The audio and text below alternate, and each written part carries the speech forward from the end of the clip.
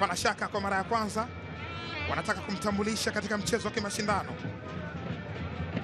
Starboy amenyanyuliwa.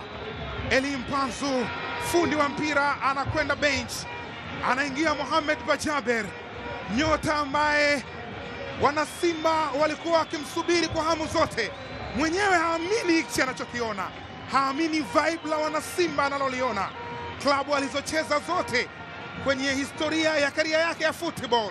Mashabiki wa Simba wanamshangilia kwa nguvu zote. Ni Starboy kutoka Kenya. Je, nini ambacho atakifanya akiwa na miamba hii?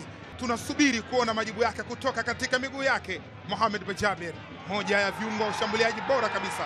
Stephen Dese Mukwala amepita. Dese Mukwala bado yuko na mpira na nikaonesha katika nafasi. Bajaber!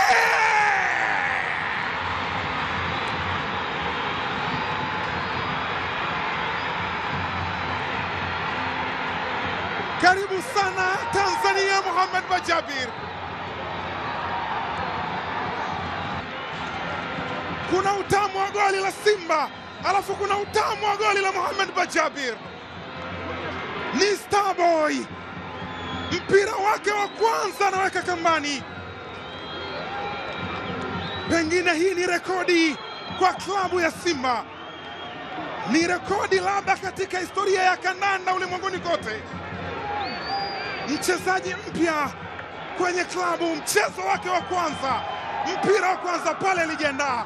Hapa anachukua nafasi ya Elie Mpanzu, wanajichanganya wenyewe. Back pass, Stephen Dese Mukwala kutoka Uganda akampelekea Mkenya Mohamed Bajaber, akaujaza ndani ya wavu.